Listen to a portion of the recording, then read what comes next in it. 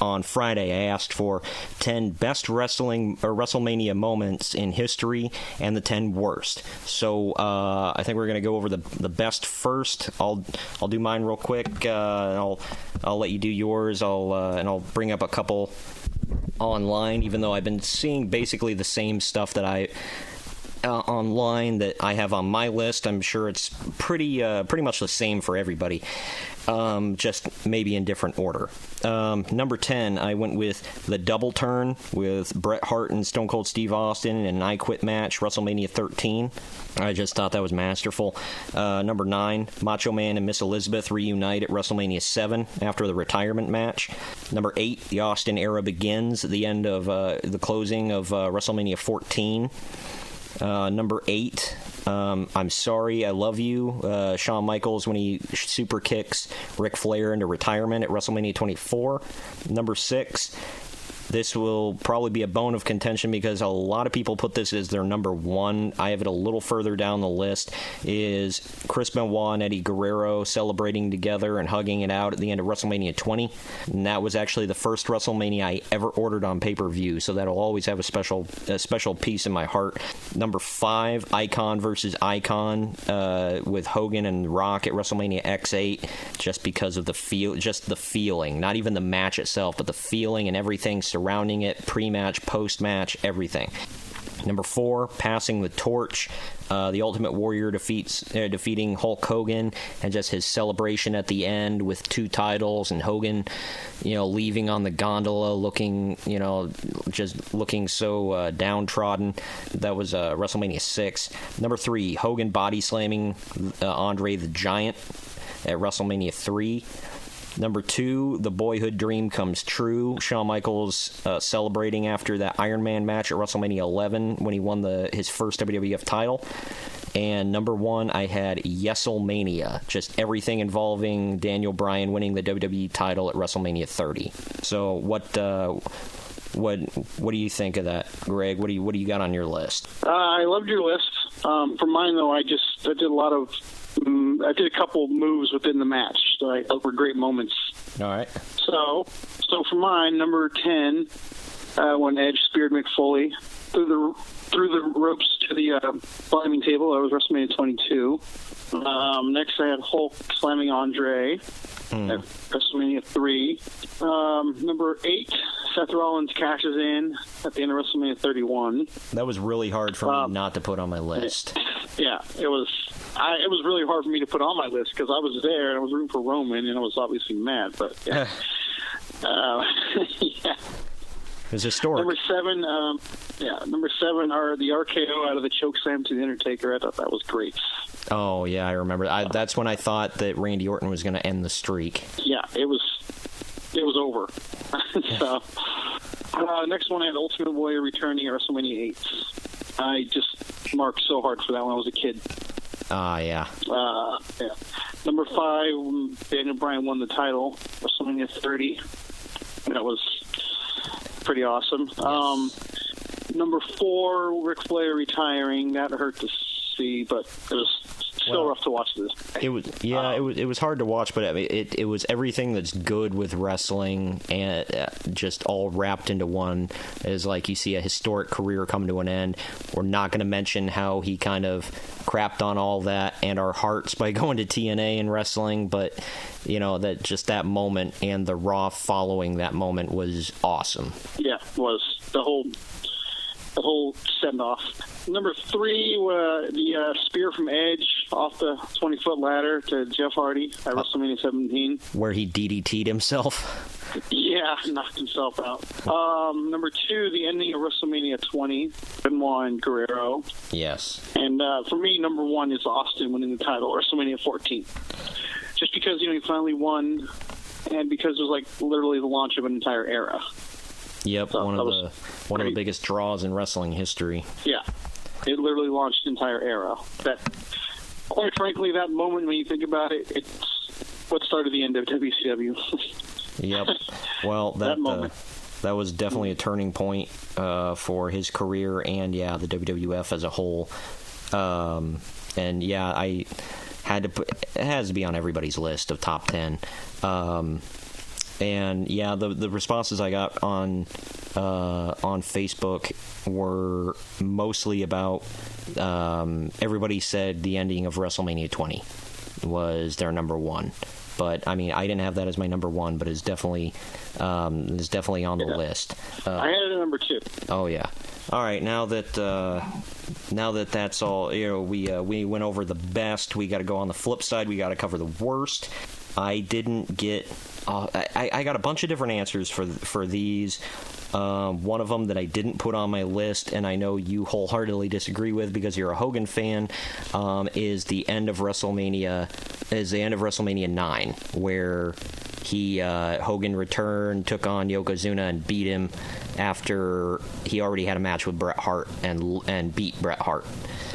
So a lot of people had that one on their list. You said I probably would have put that on my best list, but that one, a lot of people hate on that one, me included. I wouldn't put it on my top 10 worst moments in WrestleMania history though, because I made a list of top 10 worst, and in my opinion, that one didn't make the cut.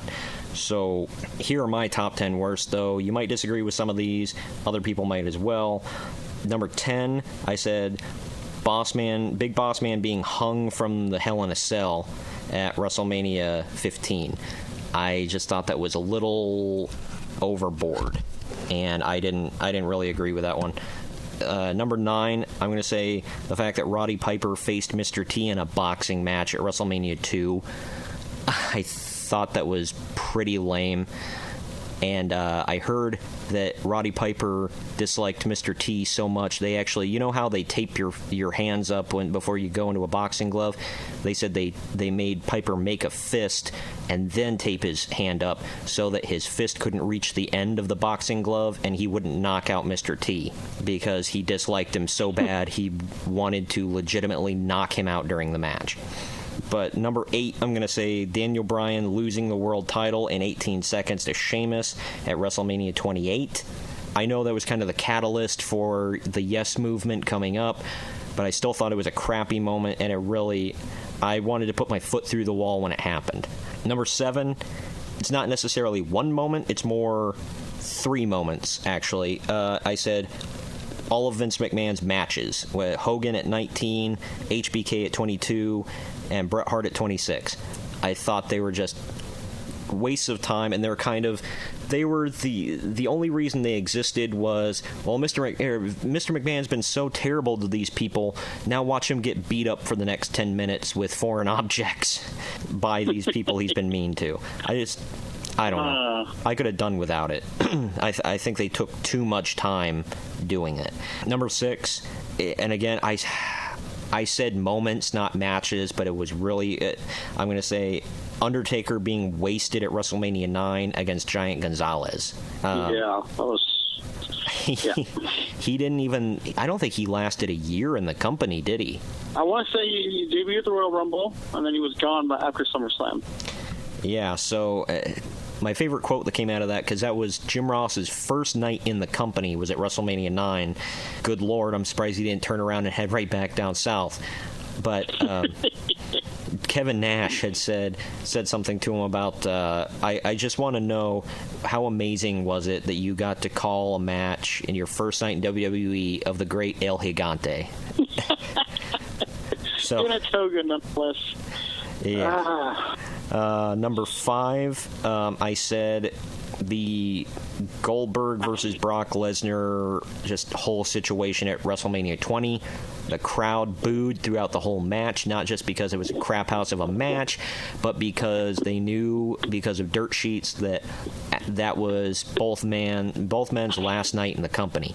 And not even Stone Cold Steve Austin on a four-wheeler could have saved that match. He tried. Yeah, it was doomed from the get-go, though. Number 4, again, is not one moment, but rather 2 in 1. Big Show's gimmick matches. Floyd Mayweather at 24 and Aki Bono at 21. I just thought it was terrible. The fact that they had Floyd Mayweather beat the Big Show at WrestleMania 24, I thought was crappy. The fact that they put him in a frickin' diaper, basically, at 21, I thought was unnecessary. And keep in mind, WrestleMania 21 was a year after he was just in a U.S. title match with John Cena. You remember that? Yeah. So I do. 1 year he lost, but he's losing to John Cena in a U.S. title match at WrestleMania. The next year he's in a diaper against Akibono. Number 3, I said Bart Gunn getting knocked out by Butterbean after winning the Brawl for All at WrestleMania 15. Bart Gunn, while he wasn't supposed to win the Brawl for All, and the Brawl for All, in my opinion, was a crap house, and it ruined a lot of people, he won, and they could have had a star with him if they would have used him properly. But what do at WrestleMania 15? They feed him to Butterbean, and he gets knocked out quickly. I don't remember what the time was, but he got knocked out pretty quickly. And Bart was saying it was because, one, I guess he was somewhat injured, and the other thing was he said the reason he won the Brawl for All was because he fought the way he wanted to fight, but before WrestleMania 15, they gave him boxing classes, and they made him box like, a professional boxer and not just shoot fighting. So he was trying to box like a pro, and he failed. Take that for what you will. Number 2 and number 1 could be interchangeable, I guess. Number 2, I said Michael Cole beating Jerry Lawler at WrestleMania 27 after a long, grueling, terrible, time-wasting feud. And number 1, I said Santina Marella winning the Miss WrestleMania Battle Royal at WrestleMania 25.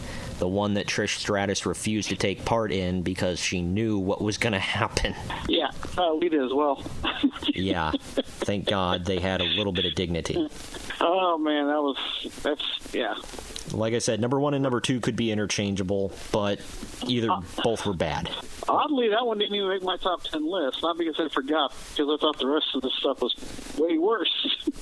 Well, I definitely want to hear what you have on your list here, because I'm sure you have a lot of different answers than me. Yeah, well, number 10, I put Piper's Pit from WrestleMania 5. Was that? It was just, oh man. Was that the one with Robert Downey? Brutal. Yes, it was. Oh, okay. It was just, why is this going on?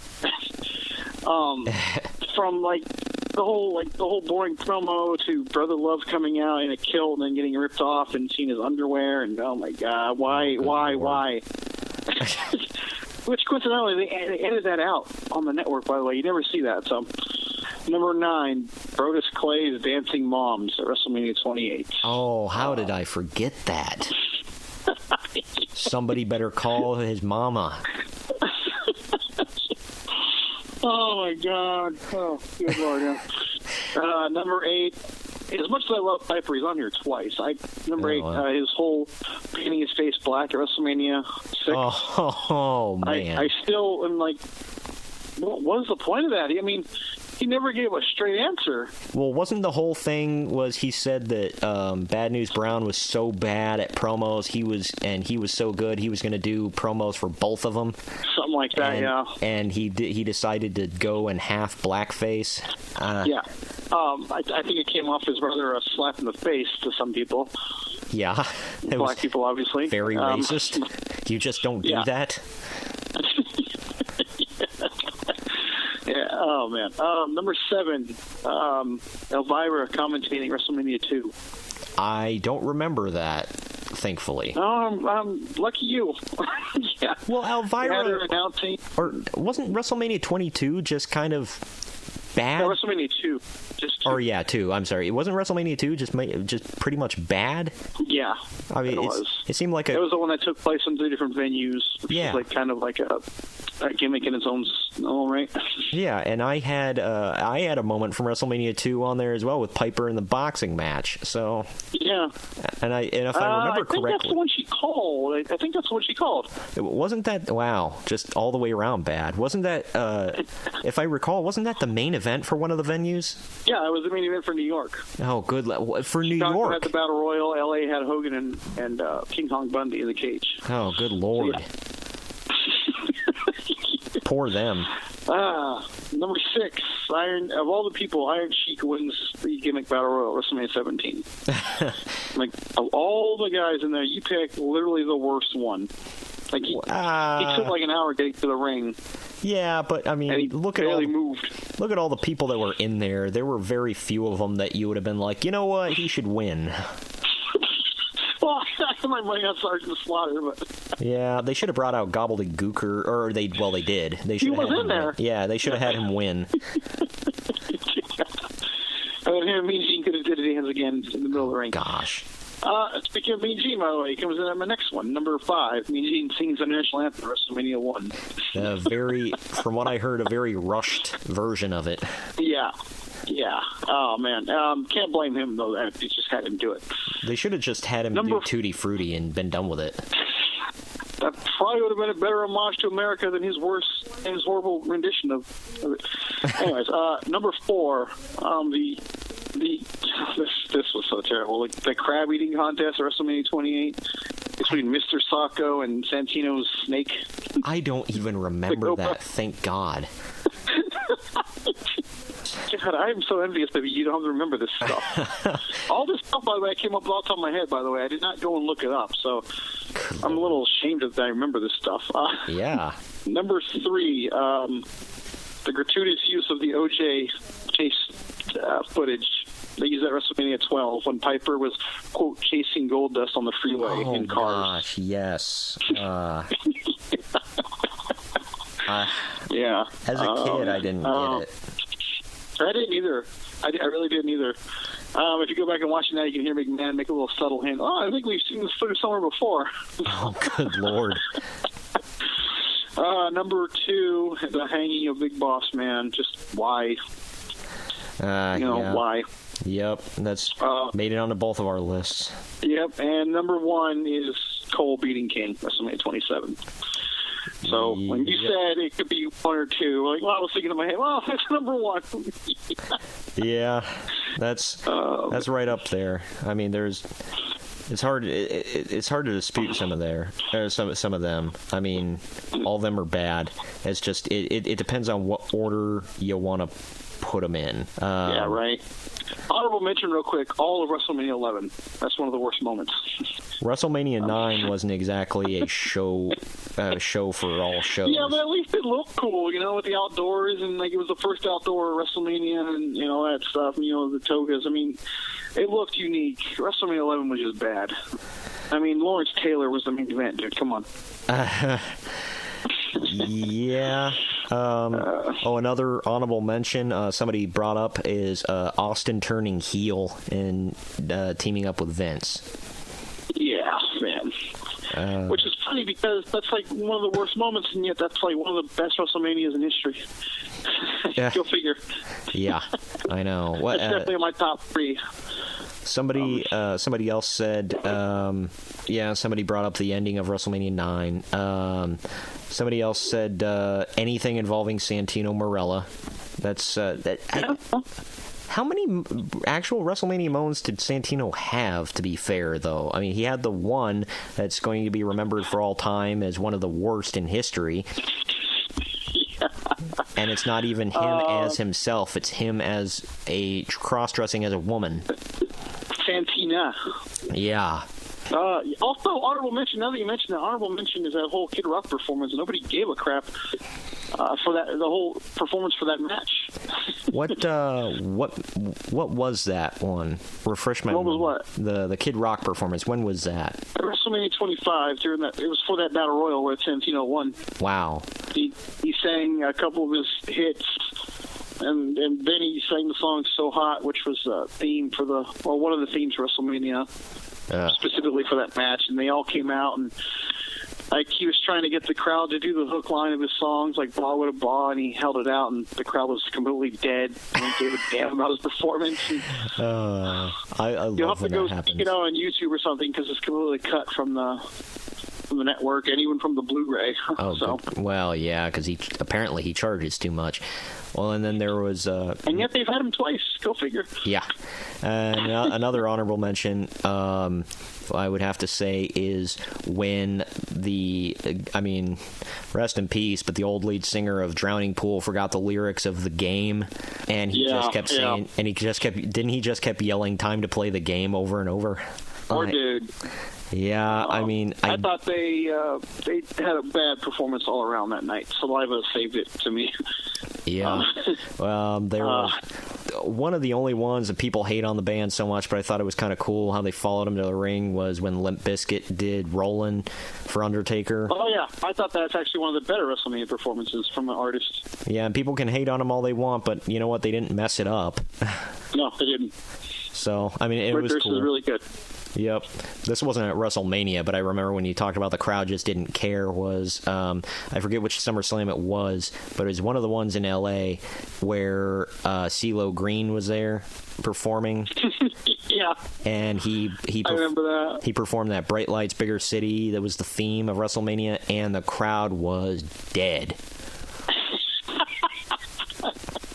I felt kind of bad for one him. of your Xbox friends get on the big screen, too, when they had that... Okay. You remember that partnership they have with that video service that you can do a 10-second video or something? Yes, that's... What was it, Tout? Yeah. Yeah, Tout.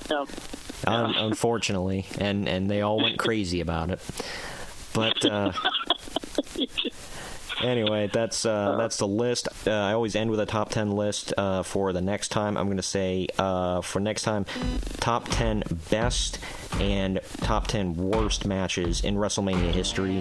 We'll discuss that next time. Worst, I'm going to need at least 20 spots. So just the 10. Just 10. Yeah. We'll discuss that next time on the Podcast Wrestling Society. Remember...